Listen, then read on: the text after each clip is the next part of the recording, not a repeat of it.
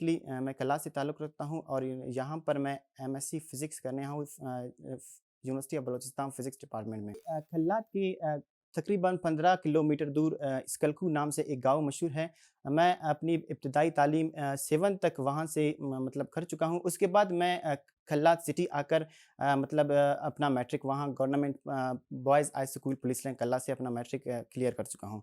اور اس کے بعد میں ڈگری کالج کھلات سے اپنی ایف ایس سی اور بی ایس سی دونوں وہاں سے کلیئر کر کے پھر میں کوئٹہ کی طرف آ کر یہاں پر ایم ایس سی فزکس میں ایڈمیشن لے لیا۔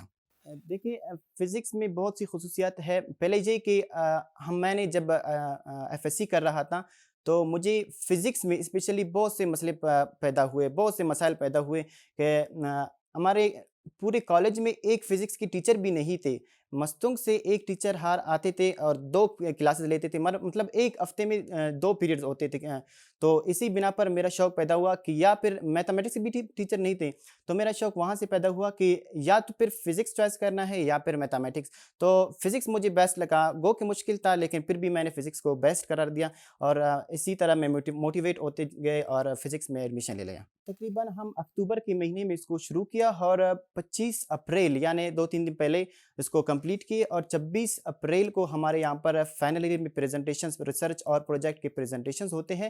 تو اسی بنا پر ہم نے اس کو پریزنٹ بھی کیے اور الحمدللہ اس کے ریسرچ پیپرز بھی بنائے ہم نے، اور اس کے ریسرچ پیپر ہم اپنے فزکس ڈپارٹمنٹ کے چیئرمین ڈاکٹر رجب خان قاسی صاحب کے ایک جرنل ہے وہاں پر بھی اپلوڈ کریں گے اس کو، اور الحمدللہ ہمارے ریسرچ پیپر کی پلیجرزم 1% آ گیا ہے، ہمیں وہاں پر بھی بہت خوشی ہوئی۔ اور مطلب یہاں پر اس کا ڈیوریشن تقریباً 6 مہینے ہوئے، 6 مہینے کے اندر اندر ہم نے اس کو مکمل کیے۔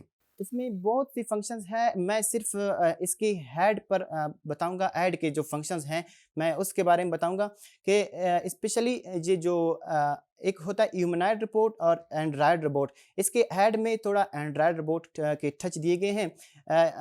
سب سے پہلے یہ اس میں 5 ڈگریز آف فریڈم ہیں، مطلب اس میں 5 سرووز استعمال ہوئے ہیں۔ سرووز مختلف قسم کے ہیں، کچھ 270 کے بھی ہے اور 90 ڈگریز کی بھی ہے۔ تو یہ اپنے ہانکیں بھی ہلا سکتے ہیں جس طرح انسان اپنے ہانکیں ہلا سکتا ہے ہاریزونٹلی اور ورٹیکلی۔ اس کے بعد یہ اپنے جاز یعنی ماؤتھ یعنی منہ بھی ہلا سکتی ہے، جس طرح انسانی ہم بات کرتے ہیں جس طرح ہماری منہ ہلتے ہیں، اس کی بھی اس طرح سے منہ ہلتے ہیں۔ اور ہیڈ میں خصوصیت یہ بھی ہے کہ جس طرح ہم ہاریزونٹلی اور ورٹیکلی ہم اپنی ہیڈ ہلا سکتے ہیں، یہ بھی اس طرح سے اپنے ہیڈ ہلا سکتے ہیں۔ سب سے پہلے اس طرح ہوتے ہیں کہ یہاں پر فزکس ڈپارٹمنٹ میں ہر اسٹوڈنٹس کو یہ ٹارگٹ دیا جاتا ہے کہ آپ ریسرچ پیپر بنائیں یا پھر پروجیکٹ بنائیں۔ تو پروجیکٹ مختلف چیزوں پہ بناتے ہیں۔ یہاں پر بہت سے پروجیکٹس دوسری ہمارے فیلوز بھی ہیں، وہ بھی پروجیکٹس بنائے ہیں۔ روبوٹک مطلب سولر ڈیٹیکٹر ہے اور وائس کنٹرول روبوٹک کار بھی ہے اور وائپر آٹومیٹک کار بھی ہے، مختلف ہیں۔ لیکن ہم کو بھی یہ بنانا تھا، لیکن جب ہم یہاں پر آئے تو جب اپنے چیئرمین ڈاکٹر رجب خان صاحب کے ساتھ مشورے کی کہ ہم پروجیکٹ بنانا چاہتے ہیں، تو وہ ہم سے یہ سوال کی کہ کیا بنانا چاہتے ہیں، تو ہم نے کہا کہ ہم ایک اسپیشل بناتے ہیں کہ جو ہماری یونیورسٹی کی تاریخ میں بھی نہیں بنا ہوا ہے اور پورے بلوچستان میں بھی نہیں بنا ہوا ہے۔ تو ہم یہ مشورے کیے کہ روبوٹ بنائے، انسانی روبوٹ بنائے، مطلب اس کا شیپ، شکل اور ہائٹ وغیرہ سب کچھ انسان جیسا ہو، ہم وہ بنانا چاہتے ہیں۔ تو پھر آہستہ آہستہ ہم مطلب اس پر کام کیے، 6 مہینے کے اندر ہم اس کے کام کے مکمل کیے۔ فیسلٹیز تو ہم کہہ سکتے ہیں یہاں پر موجود بھی ہے، اگر کہے موجود نہیں بھی ہے۔ ہم باہر سے بھی اس پر کام کروائے ہیں اور دیکھیں ہم اس کو بہت سے فنکشن بنانے تھے، لیکن فیسلٹیز کی نہ ہونے کی وجہ سے ہم مطلب اس کے بہت سے کام ہیں وہ ہم نے مطلب اسکپ کیے۔ اگر فیسلٹیز یہاں پر ہو جائے تو ہم اس پر مزید بھی کام کریں گے انشاءاللہ۔ اگر فیسلٹیز نہیں ہیں ہم باہر سے بھی کام کروائیں گے، لیکن اگر ہمارے لیب میں فیسلٹیز ہو جائے تو بہت خوشی کی بات ہے۔ ہر بچہ یہاں پر اس سے بڑھ کر پروجیکٹ بنا سکتا ہے۔ ہم نے اس کا نام ویسے تو ابھی بولانی رکھا گیا ہے۔ میں فزکس کو کنٹینیو کروں گا اور ہیم فل وغیرہ بھی کروں گا۔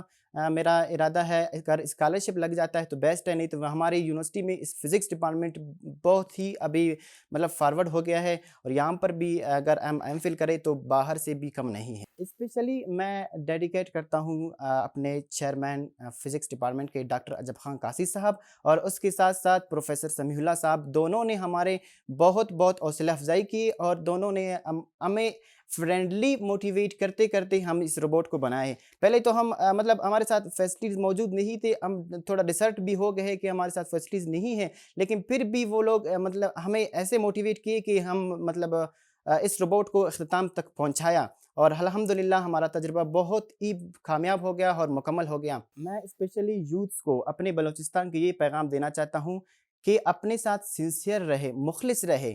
یہ مطلب کوئی آپ کے کام نہیں کر سکتا، آپ جتنا اپنے ساتھ مخلص رہیں گے اتنے ہی آگے جائیں گے۔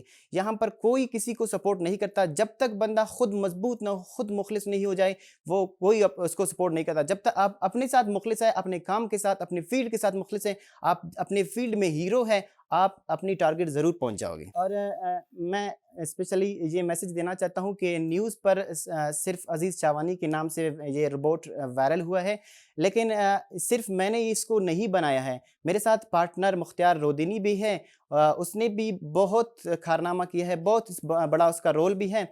مطلب میں اس کو بھی کریڈٹ دیتا ہوں، بلکہ اپنا کریڈٹ بھی اس کو دیتا ہوں، اس نے بھی بہت بڑا کام کیا ہے، لیکن انفارچونیٹلی یہ جو مختلف پیجز والے ہیں، چینل والے ہیں، جو بھی ہے مطلب صرف کاپی پیسٹ کر کے صرف میرا نام لیا گیا ہے۔ میرا صرف پروجیکٹ نہیں ہے، بلکہ مختار ہم دونوں نے مل کر اس میں کام کیا ہے، اور بہت ہی سنجیدگی اور بہت ہی محنت کی ہے، اور اس کے ساتھ ساتھ ڈاکٹر حجب خان کی بھی ہمارے ساتھ بہت ہی کنسیشن اور گائیڈنس بھی ہوئے۔ ڈسٹرکٹ سوراب کے ایک دیہات کدھر سے ہوں، میں نے ابتدائی تعلیم شروعاتی جو 3-4 کلاس تک میں نے گورنمنٹ ہائی اسکول اتیاری کدھر سے پڑھا، اس کے بعد میں نے 8th کلاس تک MTI higher secondary school Karachi سے پڑھا ہے، اس کے بعد اپنے میٹرک یہی کوئٹہ سے، اور پھر FSc اور BSc میں نے یہی کوئٹہ سے کیا سر۔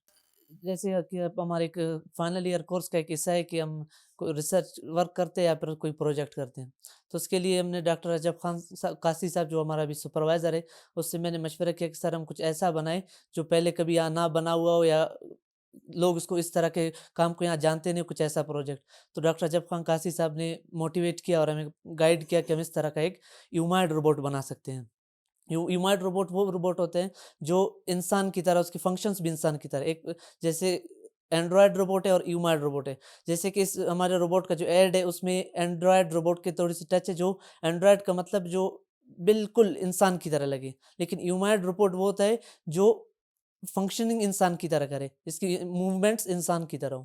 سر سے نیچے جو میں نے اس پہ کام کیا ہے، اس کے آرمز اور اس کے لیگز پہ، سب سے پہلے ہم نے اس کا کنسٹرکشن اسٹارٹ کیا، اس کے فیٹ سے اسٹارٹ کیا، اور پہلے ہم نے اس کے جو شروع کیا تھا وہ ہم نے کہا نی تک اس میں ایسا کوئی فنکشن لگائے جو ایوی کوئی ویٹ کیری کر سکے، کوئی ہمیں ہیومائڈ روبوٹ کے ساتھ ساتھ اگر ہم کوئی اور اس سے کام لے سکے، کوئی ڈسیبل پرسنز وغیرہ کے لیے یوز کر سکے تو ہمیں کام آ سکے، تو ہم نے سب سے پہلے کنسٹرکشن میں اس کے ایسے کوئی موٹر اس میں لگانا چاہا جو بہت اچھی طرح سے کام کر سکے اور ہیوی ویٹ کیری کر سکے۔ اس کے بعد ہم نے آرمس میں بھی نارمل DC موٹرز استعمال کیے جو کہ نارمل انسان کی طرح ہینڈ شیک وغیرہ مختلف موڈ پہ کام کر سکتے ہیں۔ انسانوں کے لیے ابھی تو اس وقت جو ہم نے بنایا یہ فی الحال صرف انٹرٹینمنٹ روبوٹ ہے، ہیومائڈ روبوٹ ہے، فی الحال انٹرٹینمنٹ کے لیے استعمال کر رہے ہیں، لیکن فیوچر میں انسانوں کے لیے مختلف شاپنگ مالز میں ہم اس کو یوز کرتے ہیں، ایز اے انسٹرکٹر استعمال کر سکتے ہیں۔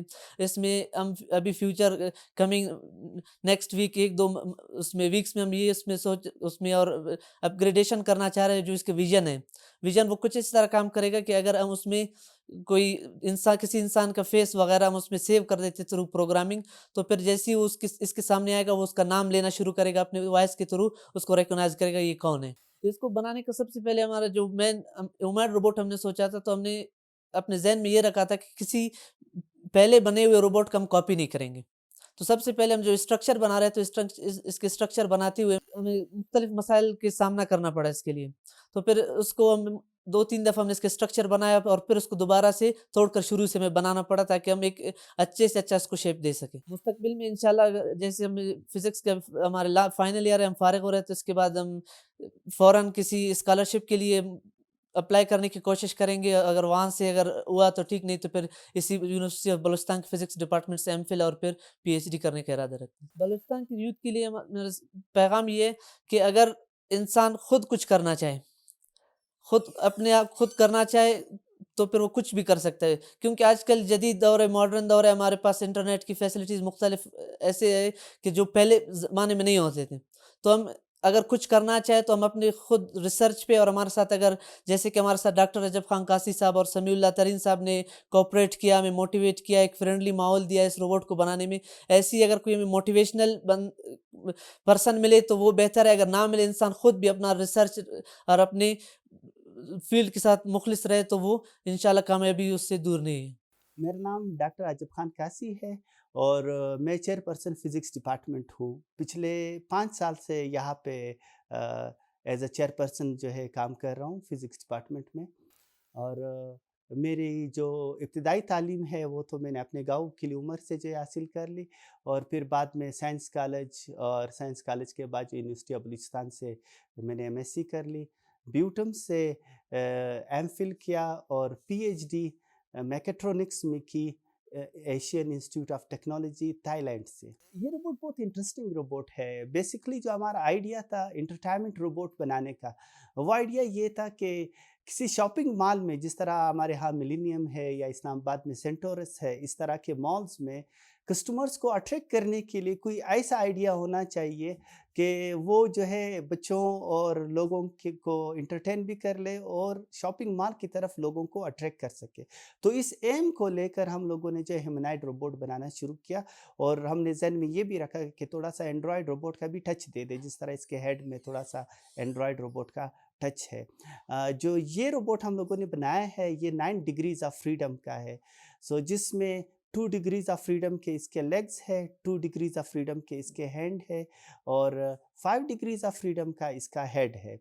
जो डिग्रीज़ ऑफ फ्रीडम अगर मैं आप लोगों को थोड़ा-सा बता दूँ, वो इस तरह है कि मेरी आँखें हैं, अगर मैं आँखें हॉरिज़ॉन्टली मूव करूँ, फॉर एग्ज़ाम्पल मैं यूँ करूँ और यूँ करूँ, तो ये 1 डिग्री ऑफ फ्रीडम हो गया। और साथ में अगर मैं ऊपर-नीचे देख लूँ, इस तरह कर लूँ और इस तरह कर लूँ, तो ये नेक्स्ट डिग्री ऑफ फ्रीडम यानी 2 डिग्री फ्रीडम हो गया। और इसका जो हेड है रोबोट का, वो इस तरह भी हो सकता है, इस तरह हो सकता है, सो ये 3 डिग्री ऑफ फ्रीडम हो गया।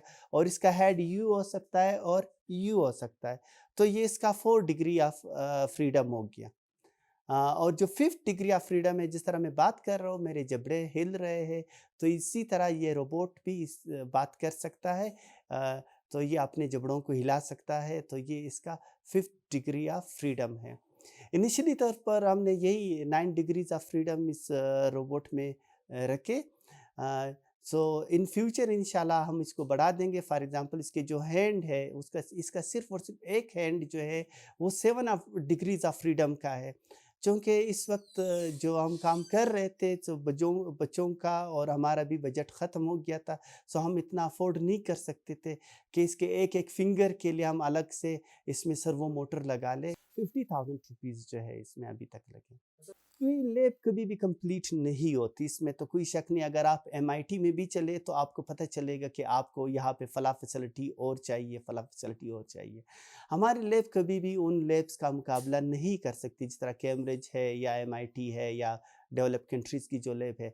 लेकिन as compare to physics department just few years before, अभी हमारे पास काफ़ी फैसिलिटीज़ है रोबोट्स के हवाले से, रोबोटिक के फ़ील्ड के हवाले से तो काफ़ी हमारे पास फैसिलिटीज़ है। फॉर एग्ज़ाम्पल हमारे पास जो है 3D प्रिंटर्स है, और जिस तरह ग्राइंडिंग मशीन होता है, ड्रिलिंग मशीन होता है, इस तरह काफ़ी टूल्स है। और इलेक्ट्रॉनिक्स के जो कंट्रोलर्स यूज़ करते हैं, माइक्रो प्रोसेसर्स यूज़ करते हैं, ड्राइवर्स यूज़ करते हैं, मोटर्स वगैरह, ये सारी चीज़ें हमारे लैब्स में मौजूद है। लेकिन स्टिल अगर बात कही जाए कि सारी की सारी फैसिलिटीज़, तो सारी की सारी फैसिलिटीज़ हमारे पास नहीं है। हमारे बहुत सारे प्रोजेक्ट जो है चल रहे हैं।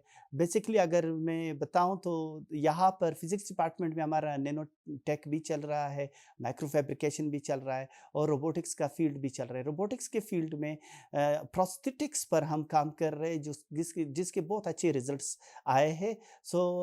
इंशाल्लाह in focus I will focus the in future I will focus the prosthetics. For example, ہم لوگوں نے prosthetic hand بنایا جو کہ ایک ڈسیبل کو لگایا جا سکتا ہے. اسی طرح prosthetic leg بنایا جو کہ ایک ڈسیبل پرسن جو ہے وہ یوز کر سکتا ہے. اور prosthetics بھی ہم لوگ موٹرائز prosthetics اور سینسرز کے ذریعے prosthetics جو ہے وہ یوز کر رہے ہیں.